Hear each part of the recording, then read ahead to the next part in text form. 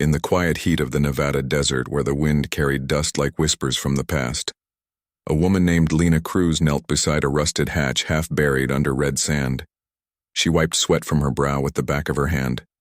Her fingers, trembling not from exhaustion but from something deeper, a feeling that today would change everything. Lena had once flown the fastest jets Earth ever built, but that was before the world turned inward, before governments collapsed and space became a graveyard of broken promises. Now she hunted relics not for glory but for survival and sometimes for hope. The hatch led to an old military bunker sealed tight for over a century. According to the faded stencils on the wall, it was Site Theta 7, a black project from the early 21st century. Most records had been lost, but rumors remained. Stories of a prototype fighter so advanced it vanished before its first public flights. She pried the hatch open with a crowbar, the metal groaning, like a sleeping beast unwilling to wake. Inside the darkness smelled of oil and ozone.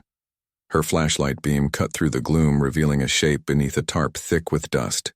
She pulled the fabric away and gasped. It was an F-22 Raptor, sleek and deadly even in decay. Its titanium skin scarred but intact, cockpit glass cracked but not shattered, wings folded like the arms of a resting warrior. This was no ordinary jet. She knew that instantly. Something about it hummed beneath the silence, a low vibration in the air, almost like a heartbeat. As she climbed into the cockpit, her boot caught on something metallic under the seat.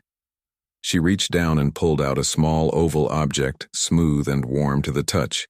It glowed faintly, blue, pulsing like a slow breath. She had never seen anything like it, but it felt alive before she could examine it further. A shadow fell across the hatch. Lena spun around, hand on her sidearm. But the figure standing there was no raider, no scavenger. It was a woman, tall and pale, with silver eyes that seemed to hold entire galaxies within them. Her hair shimmered like moonlight on water, and she wore robes that looked woven from starlight and smoke. "Who are you?" Lena demanded, voice steady despite the chill running down her spine. The woman stepped inside without fear, her gaze fixed not on Lena but on the glowing object in her hand. "You have awakened it," she said, her voice soft, yet carrying the weight of ages. "I am Ilara," and that she pointed. "To the oval is a dragon's egg." Lena blinked. "Dragon? That's impossible." "On your world, perhaps," Ilara replied, "but not in the greater weave of stars. My people hid it here long ago when the great wars burned across the heavens. We knew one day a heartfire being would find it, someone brave, stubborn, and kind enough to raise what we could not protect." Lena looked from the egg to the jet, then back to Ilara. "This is insane, is it?" Ilara tilted her head. "You felt it, didn't you, when you touched the cockpit? The hum, the pull, as if it knew you were coming." Lena said nothing because she had felt it, a strange sense of recognition, like meeting an old friend in a dream, before she could respond. The ground shook, a deep rumble that had nothing to do with earthquakes. Alarms blared from a device on Ilara's wrist, red light flashing across her face. "They are here," Ilara whispered. "The Cathari fleet has found Earth." Lena scrambled out of the jet and followed Ilara to the surface. The sky was no longer empty. Massive ships hung in the atmosphere like obsidian blades, their hulls bristling with weapons that made human missiles look like toys. At their center floated a command vessel shaped like a coiled serpent, its eyes glowing with cold fire. A voice boomed across the desert, not through speakers but inside their minds: "Surrender your world or be on." Madalena's heart pounded, but her hands were steady. She had flown in storms worse than this. She had dodged missiles at Mach 2. She had stared down death and blinked first. "What do they want?" she asked. "Everything," Ilara said. "They consume worlds, they enslave species, they erase history. You are the last pilot on Earth, Lena, and that jet is the last." Lena stared at the F-22, then at the egg still warm in her pocket, then at the alien armada blotting out the sun. "I'm not a hero," she muttered. "You do not need to be a hero," Ilara said. "You only need to fly." Lena made her choice in less than a second. She sprinted back to the bunker, ignoring the shouts. From the sky above, she knew the jet systems were dead. No power, no fuel, no hope. But as she slid into the cockpit, something changed. The moment her hands gripped the controls, the glowing egg in her pocket flared, bright blue light spreading through. The cockpit, like liquid starlight instruments, flickered to life, not with the usual green displays but with symbols that looked ancient, yet familiar. runes that pulsed in time with her heartbeat. The engine roared, not with jet fuel, but with something deeper, something alive. Alara leapt into the rear seat just as the first energy blast struck the desert behind them. Sand turned to glass in an instant. "Go, Lena," she urged. Lena slammed the throttle forward. The F-22 shot out of the bunker like a bullet, breaking the sound barrier before it cleared the ridge. The G-force pressed them into their seats, but Lena grinned through it. This was what she was born for. Above them, the Cathari ships turned as 100 cannons locking onto the tiny human craft. "Impossible," growled a voice from the lead ship. "A primitive atmospheric vehicle cannot threaten us." But Lena was already climbing, weaving through the sky with a grace that defied physics. She banked hard around a mesa, using the terrain as cover. The jet responded not just to her inputs but to her thoughts, as if it could read her mind. In the back seat, Ilara held the dragon egg close, whispering words in a language that sounded like wind through ancient trees. The egg cracked a hairline fracture, glowing brighter with every second. The Cathari fired again, beams of violet energy slicing through the air. But Lena dropped into a canyon so narrow the wings nearly scraped stone. She pulled up at the last second, spiraling upward in a corkscrew. That left the enemy weapons blind. How is she doing this? The Cathari commander named Vorlog snarled from his throne of bone and metal. "She is human," came the reply from his second-in-command. "And humans do not follow logic. They follow heart." Vorlog's eyes narrowed. He had crushed 100 species but never faced something so small so fast. So defiant. "Destroy her," he ordered. But Lena was gone already, streaking toward the edge of the atmosphere, the earth curving below her, the stars calling her name. In the cockpit, the egg split open, not with a cry but with a soft chime. A tiny creature no bigger than a cat emerged, its scales shimmering like oil on water, eyes wide and intelligent. It looked at Lena and made a sound like a purr, mixed with Thunderkyle. Ilara whispered, "That is his name." Lena glanced back just once and smiled. Then she pushed the jet faster, breaking through the upper atmosphere into the black behind. Her Earth grew smaller. Ahead lay the void and a war no one knew. Humans could fight. But Lena Cruz was not just a pilot anymore. She was the spark that would light the dark, and the ancient jet with its elven secrets and dragon heart was ready to fly. From Earth, near the giant red storm of Jupiter, the old jet floated in silence, its engines dark, its wings still. The only light came from the soft blue glow inside the cockpit, where a small dragon curled around Lena's arm, his scales shimmering like liquid night. His name was Kyle, and he had hatched only hours ago. Yet his eyes held knowledge far beyond his size. Lena sat in the pilot seat, tired but alert. She had pushed the F-22 past its limits, escaping the Cathari fleet by diving into Jupiter's upper cloud layers, where the thick atmosphere and violent storms masked their heat signature. Now they drifted in the shadow of Io, one of Jupiter's many moons, its surface cracked and glowing with volcanic fire. In the back seat, Ilara studied a small crystal that pulsed with golden light, her face tight with worry. The Cathari would not give up. She said, "They hunt me because I carry the star seal, a key to an ancient vault hidden in the rings of Saturn. It holds weapons that can end their empire, but the vault will not open for just anyone. It needs a bond between human, elf, and dragon. A bond the old texts called the Triad of Heartfire." Lena looked at Kale, who blinked slowly, his tiny claws gently gripping her flight suit. He felt warm like a living ember. She had no idea how to be part of some ancient prophecy. She was just a pilot who loved to fly.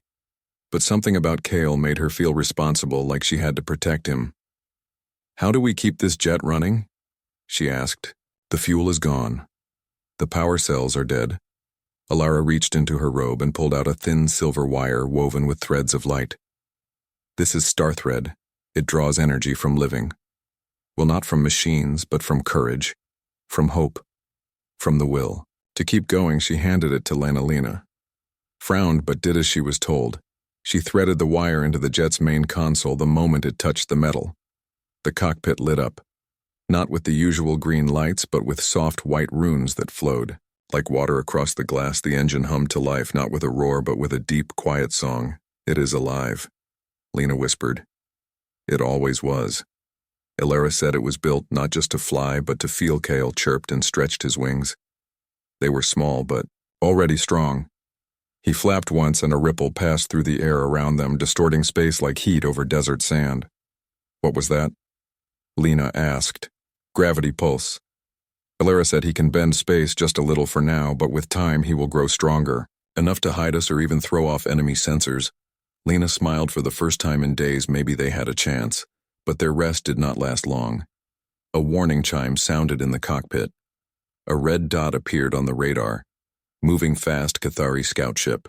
Ilara said they found Uslina's hands moved over the controls without thinking. She had trained for this her whole life. Dogfights in simulators, real missions over canyons and oceans. Now she faced the stars and she would not back down. She fired. The thrusters and the jet shot forward, weaving between chunks of ice and rock that drifted near Io's orbit. The scout ship was sleek and black-shaped like a hunting bird. It fired a beam of violet light that sliced through space where the jet had been seconds before. Lena banked hard, pulling into a tight spiral, then dropped straight down toward Io's surface using the moon's gravity to accelerate. Kael let out a low hum, and the air around the jet shimmered. The scout's next shot passed through empty space as if the jet had vanished. Illusion, Ilara said. Kael is learning. Fast. Lena grinned and pulled up just above a river of molten lava. The heat made the cockpit glass sweat, but the jet held strong. She flew low over the cracked surface using geysers of sulfur and steam to mask their trail. The scout followed, but it was larger, less agile. It could not match her turns. Then Lena saw her chance. A massive volcano erupted ahead, sending a plume of ash and fire high into space. She flew straight into it, the jet shaking from the force, but she kept control inside the ash cloud. Sensors would be blind even for aliens. The scout hesitated, then plunged in after them. Lena waited until the last second, then cut all power. The jet went dark, drifting with the ash. The scout zoomed past, unable to see in the thick cloud. Now, she whispered. Kyle pulsed again, this time stronger. The gravity ripple pushed a chunk of falling rock into the scout's path. The impact was small but enough to crack its forward sensor array. The scout spun out of control, crashing into the side of the volcano in a flash of fire. And Metalina did not cheer. She knew this was only one ship. The main fleet would come soon. They climbed out of Io's shadow and into the quiet dark between moons, the jet humming softly. Kyle curled up again, his eyes closing in sleep. Ilara placed a hand on Lena's shoulder. You fly like no one I have ever seen. Not with machines, but with. Solena looked at Earth far behind them, a pale blue dot almost lost in the stars. I just do what feels right. That is the heart fire, Ilara said. Our ancestors believed humans were made to carry it because you feel deeply, you fight fiercely, and you never stop trying. Even when the odds are impossible. Lena thought about that as they drifted past Europa, its icy surface hiding oceans below. Maybe it was true. Maybe that was why the jet responded to her. Maybe that was why Kale chose her. But there was no time to rest the star seal in. Ilara's hand glowed brighter, pointing toward Saturn, its rings glittering like a crown in the distance. We must reach the vault before Vorlag does. Ilara said, if he gets the weapons inside, he will burn every free world in the galaxy. Lena nodded and set a course for Saturn. Her hands steady on the controls. Kale stirred in his sleep, letting out a soft growl as if dreaming of battle. Hours passed in silence, only the hum of the jet and the slow breath of the dragon breaking the quiet. Then, the radar beeped again. Not one ship this time, but many. Lena's heart sank. A whole squadron approached from the asteroid belt, fast and silent. They are blocking our path to Saturn, Ilara said.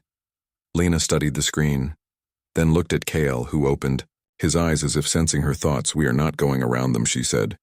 We are going through. She pushed the throttle forward. The jet leapt ahead, not running, but charging like a knight on a steed of steel and starlight. The Cathari ships spread out, forming a wall of metal and fire. But Lena did not slow. She flew straight at the center ship, then at the last second dropped into a canyon of tumbling asteroids using their chaotic dance as cover. She wove through them like a thread through a needle. Kale pulsed with every turn, bending space just enough to make the enemy shots miss. Sonic Thari's ship tried to cut her off, but Lena flipped the jet upside down and flew under it so close the wing scraped its hull, sparks flying in the dark. Another, fired a net of energy meant to trap her. But Kale roared a sound too deep for his size, and the net twisted in on itself. Vanishing, Alara chanted softly in her ancient tongue, and the star seal glowed brighter, lighting the cockpit with golden light. The jet responded, surging with new speed. Lena saw a gap in their formation, a narrow path between two large rocks. She aimed for it, knowing it was risky. Too narrow for the Cathari ships, but maybe just wide enough for her. She held her breath and flew. Through. The rocks scraped both wings, metal screaming, but the jet held together on the other side. She was clear. The Cathari ships could not follow. They were too big, too slow. Lena let out a breath. She did not know she was holding, but Alara's face was grim. They will not stop. They will call the dreadnought. Lena looked at Saturn ahead, its rings stretching wide and beautiful like a promise. Then we get to the vault first, she said, and with Kale purring on her lap and the ancient jet singing beneath her hands, she flew on toward the rings of Saturn where destiny waited. Not in weapons or power, but in the bond between a human, a dragon, and an elf who believed in her. The stars watched in silence as the tiny jet became a legend, not because it was strong, but because it refused to fall. The asteroid belt stretched before them like a shattered necklace flung across the void. Jagged rocks of all sizes tumbled in silent chaos, some no bigger than a fist, others as large as cities, their surfaces pitted by time and forgotten collisions. Lena guided the jet through the maze, her eyes sharp, her hands calm. Kale sat on her lap, his tiny claws gripping the edge of the console, his eyes scanning the dark, not with fear but with focus. Lara sat behind her, silent for once, the star seal in, her hand dim now as if resting, but her silver eyes never stopped moving, always watching, always listening. "We are being hunted," she finally said. Not with scouts this time, but something worse. Lena knew what she meant. The dreadnought, the Cathari command ship, a monster of war that crushed planets with ease. Vorlag would not send it lightly, but he had been humiliated twice now by a single human in a relic. From a dead world, his pride would demand blood. "How long until it reaches us?" Lena asked. 3 hours, maybe less if it burns its core. Lena nodded. She had a plan, but it was dangerous. Stupid even, but sometimes stupid was the only thing that worked. They flew deeper into the belt toward a place marked on old human mining charts, a derelict station, called Series 9, once used to refine metals from asteroids, now abandoned and half collapsed. Its skeleton hung in the dark like a ghost. "That is our trap," she said. Alara frowned. "It is falling apart." "Exactly," Lena replied. "They will think we are hiding. Inside they will send ships to search it while we wait in the debris field. But the dreadnought will not enter the belt. It is too large. It does not need to." Lena said it will send its hunters, and when they are inside, I will bring the station down. Anthe Malera studied her face, then nodded. "You think like a storm, sudden and sharp." Lena smiled faintly. "I learned from the best." They approached the station, its metal ribs twisted by time and old explosions. Solar panels hung like broken wings, and oxygen tanks floated in lazy circles around it. Lena killed the engines and let the jet drift behind a large chunk of nickel iron. Its surface pitted, and Darkyle let out a soft chirp and stretched his wings. A faint ripple passed through the air, bending light just enough to hide their heat signature. "Good boy," Lena whispered. Minutes passed, then an hour. The silence was heavy, but Lena did not move. She had learned patience in the cockpit, waiting for the right moment to strike. Then the hunters came. 5 Cathari interceptors, sleek and black, shot through the belt. Their engines silent, their weapons charged. They scanned the station with beams of red light, searching for life sign. Lena held her breath. The interceptors split up. 2 entered the station through a broken airlock. 3 circled outside, waiting now, she whispered. She fired the thrusters just enough to push the jet forward, then cut power again, drifting toward the station's main support beam, a massive girder that held the central hub together. It was rusted through in places, weakened by decades of neglect. She aimed not with weapons but with precision. Kale pulsed again, this time stronger. The gravity ripple hit the beam, not breaking it but shaking it like a tree in a storm inside. The station alarms blared, not from power but from structural stress. Metal groaned as old welds gave way. The 2 interceptors inside tried to flee, but it was too late. The central hub collapsed inward, crushing them in a cloud of dust and twisted. Steel, the three outside, spun around, weapons hot, but Lena was already moving. She shot past them so fast they barely tracked her. Then she looped back, firing the jet's last decoy flare. Not a missile, but a burst of star-thread energy that mimicked a warp signature. The interceptors chased the fake signal straight into a field of magnetized debris. Their systems overloaded in a flash of sparks and fire. Lena did not look back. She pushed the jet hard toward the edge of the belt Saturn's rings, now visible in the distance, glowing soft and golden in the sunlight. But Alara gripped her shoulder, her voice urgent. "They know it was you. Vorlag will not wait. He is coming himself." Lena felt it then, a deep vibration in the void, not sound, but pressure, the kind that made bones ache. The dreadnought was near. She checked the fuel. The star thread was fading. The jet would not last much longer. "We need to reach the vault," she said. "And we will," Alara replied. "But first you must understand what you are flying." She placed her hand on the console and closed her eyes. The runes on the jet's glass flared bright. Then images filled Lena's mind. Not words, but feelings. Memories of other pilots. Men and women from long ago, who had flown this same jet, not in Earth's skies but among the stars. They had fought the Cathari before in a war. No human history recorded they had lost, but not without cost. Their courage had been woven into the jet's metal. Their voices now part of its song, "You are not alone." Lena, Alara said, "They fly with you." Lena felt tears in her eyes, but she blinked them away. She had a job to do. The dreadnought emerged from the dark, its shape like a coiled serpent made of nightmares, its eyes glowing with cold fire. Vorlag stood on the command deck, his face twisted in rage. "A primitive craft," he snarled. "How dare it defy us? Destroy it." His second said, "No," Vorlag replied. "I will crush it myself."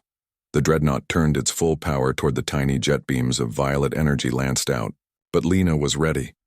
She dove into the rings of Saturn using the ice and rock as cover. The beams shattered asteroids but missed her by meters.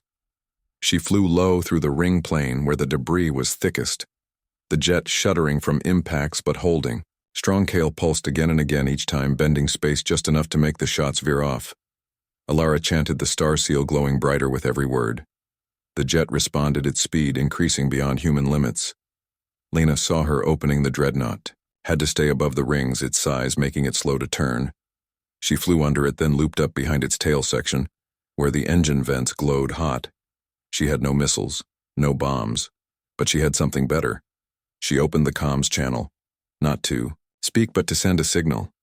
A feedback loop using the old radio hack she learned in flight school, a trick to overload enemy systems by bouncing their own signals back at them. She aimed the jet's antenna at the dreadnought's main comms array and sent the pulse. For a moment nothing happened. Then the dreadnought shuddered, lights flickered across its hull, alarms blared inside its bridge. "What is this?" Vorlag roared. The feedback loop had overloaded their core comms, frying half their systems. The ship listed to one side, its weapons offline. Lena did not wait. She flew past the crippled giant toward the vault hidden in the heart of the rings. A structure of white stone shaped like a flower. Its petals closed tight. The star seal in Alara's hand blazed gold. "It is time," she said. Lena brought the jet to a stop before the vault. Kale let out a low growl. The ground trembled as the petals began to open, light pouring from within. But from behind, the dreadnought fired one last shot. Not a beam, but a gravity mine meant to pull them apart.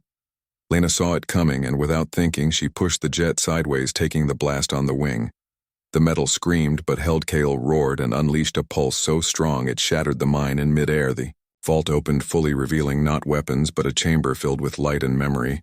Alara stepped out onto the stone platform, the star seal floating above her hand. The Cathari did not come for weapons. She said they came for truth. Lena followed her, Kale on her shoulder, the jet hovering behind them like a loyal hound. Inside, the chamber images formed in the air, not of war, but of history. The Cathari were not born conquerors. They were once slaves themselves, forced to fight by an older empire. They had broken free, but in their pain they became the very monsters they once feared. "This is what Vorlag fears, the truth," Alara said. Lena understood then. The real weapon was not fire or steel, but memory. She looked back at the dreadnought, now drifting, Helplessly, its crew confused and afraid. "We do not need to destroy them," she said. "We need to wake." Then Alara nodded, tears in her silver eyes. "You see it now, the Heartfire is not about winning. It is about healing." Lena turned to the jet. Her home. Her friend. She climbed back in, Kale curling into his spot, Alara beside her. They had one more flight to make, one more message to send, and as the rings of Saturn glittered around them, the ancient jet hummed with purpose, ready to carry hope into the dark. Saturn's rings glowed like a crown of ice and light as the old jet hovered near the vault. Its wings scarred but proud, Kyle sat on Lena's shoulder. His small body warm, his eyes fixed on the crippled dreadnought drifting in the distant smoke. Curled from its hull, in its once fearsome shape, now looked broken like a fallen king. Lena studied the ship on her screen, its systems flickering, its weapons dark. But she knew Vorlag would not stay down for long. He was prideful and cruel, and pride does not die easy. "We have to finish this," she said. Alara nodded, but not with violence. "The vault showed us the truth. Now we must make them see it." How? Lena asked. "By flying." She replied, "By showing them what Heartfire truly means." Lena understood she would not win this war with guns or speed alone. She would win it with courage so bright it could not be ignored. She set a course not away from the dreadnought, but straight toward it, the jet humming softly as if it too knew the weight of what came next. As they closed in, alarms blared inside the Cathari ship, red lights flashing across the bridge. Vorlag stood tall, his fists clenched, his eyes burning with rage. "That human again," he growled. "She dares approach us, sir. The comms are still down. The engines are unstable. We cannot fight. Then I will crush her with my bare hands if I must," Vorlag roared. But before he could order another attack, the jet stopped just outside weapons range and hovered there, silent, unmoving. "What is she doing?" his second asked. "Watching." Lena waited, then opened a channel not to speak but to broadcast the images from the vault. The truth of the Cathari's past, their enslavement, their pain, their fall into darkness. The images filled every screen on the dreadnought, even the smallest. Console showed the history no one had dared remember. For a moment there was silence, then a murmur spread through the crew faces, once hard with obedience, now twisted with doubt, with sorrow. Vorlag saw it and screamed, "Shut it off." But it was too late. The truth had taken root. Lena did not stop. She flew closer still, just out of reach, her jet glowing with the soft light of the star thread. Kale pulsed gently, sending ripples through the air, not to hide, but to calm the bridge. A young Cathari soldier lowered his weapon, his hands shaking. "Sir," he whispered, "is it true? Were we once slaves?" Vorlag struck him down with a backhand, but the seed was planted. Others looked at each other, not as warriors, but as people. Lena saw her chance. She flew the jet into the ring plane again, not to hide, but to dance, weaving through ice and rock in a pattern so graceful it looked like a story told in motion. She banked and rolled, not to escape, but to show them beauty. In the middle of Warcal added to the dance, his gravity pulses shaping the ice into spirals and rings that caught the sunlight and scattered it like stars. The Cathari watched, stunned. No enemy had ever fought like this, not with hate, but with hope. Vorlag could not stand it. He ordered every working weapon fired, but the shots were wild. The gunners distracted by the light, by the truth, by the strange human who flew like she belonged among the stars. Lena saw an opening. She dove toward the dreadnought's main antenna array. The same one she had overloaded before. This time she did not send a pulse. She landed the jet gently on the hull, its claws digging into the metal. "What is she doing?" Alara asked. "Showing them we are not afraid." Lena replied. She stepped out onto the hull, Kyle on her shoulder, Alara behind her, the three of them standing on the monster that had threatened Earth below them through the ship's viewports. The Cathari crew stared up in disbelief. Lena raised her hand, not in threat but in peace. "You do not have to be what they made you," she said, her voice carried by the star thread echoing through the ship. "You can choose." Vorlag appeared on the bridge, his face purple with rage. He grabbed a weapon and stormed toward the airlock, but before he could reach it, a hand stopped him. It was his second in command. "We have seen the truth," he said quietly. "We will not follow you into more darkness." Vorlag snarled and raised his weapon, but others stepped forward, surrounding him. Not with violence, but with silence. On the hull, Lena felt the ship shudder. Not from battle, but from change. She turned to Alara. "We did it." "Not yet," Alara said. But we have given them a chance. Lena climbed back into the jet as the Cathari took control of their own ship. The dreadnought turned slowly. Away from Saturn, its weapons powered down its lights, shifting from red to blue, a sign of surrender. But Lena knew the war was not over. The fleet was still out there, other commanders, other worlds. She looked at Earth far behind them, still in danger. "We have to go back," she said. Alara nodded, and the starseal glowed once more, pointing home. The jet lifted off the dreadnought's hull and turned toward the inner system. Kale curled up, content. His job done for now. As they flew, Lena thought about what came next. She was just a pilot, but now she carried something bigger than herself.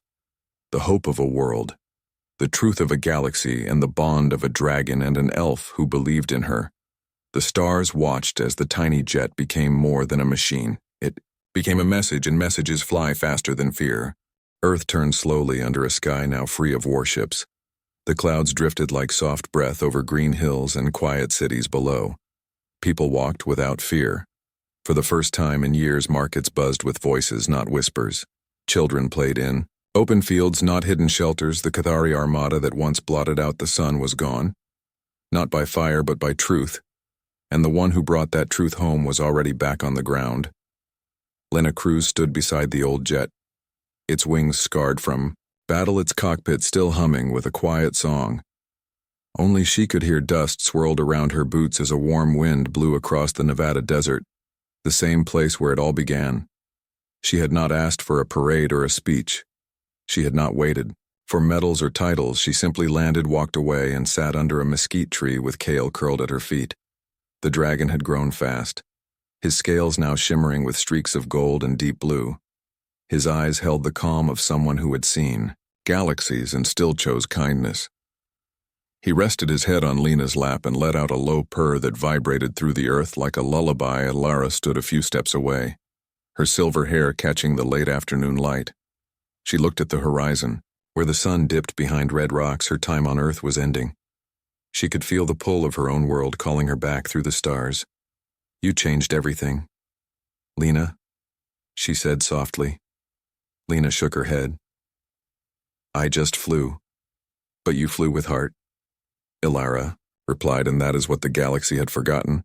People began to arrive, not in crowds but in quiet groups. Families with tired eyes and hopeful hearts. Scientists with notebooks and shaking hands. Elders who remembered a time before fear. They did not shout, they did not demand, they simply stood and watched the woman who had faced an empire in a jet older than their grandparents. A small girl stepped forward. Her dress patched her shoes too big. She held out a drawing made of charcoal on scrap paper.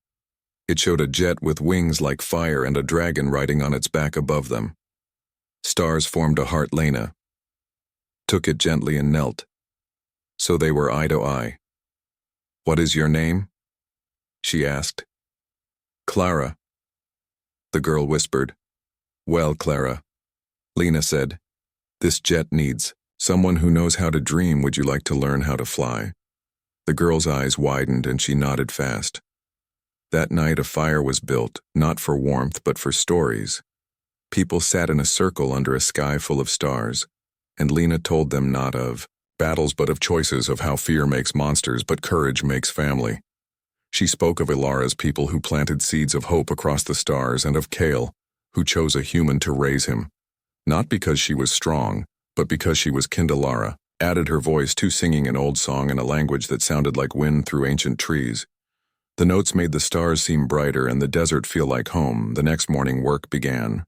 Not on weapons or walls, but on a school, a place, where children could learn to read the sky not as a battlefield but as a bridge. Lena sketched plans in the dirt with a stick, classrooms under open roofs, runways made of packed earth and hangars built from salvaged metal, and wood. Volunteers came from every corner of the world, pilots, engineers, teachers, even former soldiers who wanted to build instead of break. They worked side by side with hands calloused, but hearts light. Kale helped too. He used his gravity pulses to lift heavy beams and shape stone into smooth walls. Children laughed as they rode on his back during breaks, and he never minded. He seemed to glow brighter with every smile he earned. Weeks past the school rose from the dust, simple but strong, with wide windows that faced east so students could watch the sunrise and dream of what lay beyond. Lena taught them not just how to fly, but why to fly. She showed them how to listen to the wind, how to read the clouds, how to trust their gut when instruments failed most. Of all, she taught them that flying was not about speed or power. It was about connection. One afternoon, as the sun turned the desert gold, Clara ran up to her Lena. She said, breathless. The radio picked up a signal from Mars. Lena frowned. Mars had been silent since the Kthari blockades. She followed the girl to the comms shack, a small room lined with old equipment powered now by solar panels and starthread. The voice on the speaker was rough, but clear. "This is Outpost Theta calling Earth. Do you read?" Lena took the mic, her voice steady. "This is Lena Cruz. Earth reads you loud and clear." A pause, then a laugh full of relief. "You are real." They said, "We thought the stories were just hope." "We are real," Lena said. "And so is the sky." Come home that night, the school held a celebration not for victory but for reunion. Food was shared, songs were sung, and Kale lit the sky with soft pulses of light that danced like fireflies. Alara found Lena on the roof of the main building looking up at the stars. "See, leave tomorrow," she said. Lena nodded. She had known this day would come. "You will be fine." Alara said, "You have everything you need here." Lena smiled. "I have more than I ever dreamed." Alara placed a hand on her shoulder. "The star seal is no longer mine to carry. It lives in you and KL and every child who looks up and dares to wonder." Before dawn, Alara was gone. Only a silver feather left on the jet's wing and a single word carved into the cockpit glass. Always. Life went on. The school grew more students, arrived from broken places with broken hearts, and Lena welcomed them all. She never called herself a teacher. She called herself a guide. Kyle stayed by her side always.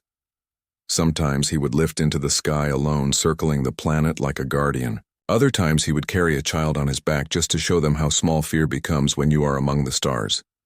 Years later, when the first joint human Kthari space station was built, they asked Lena to christen it.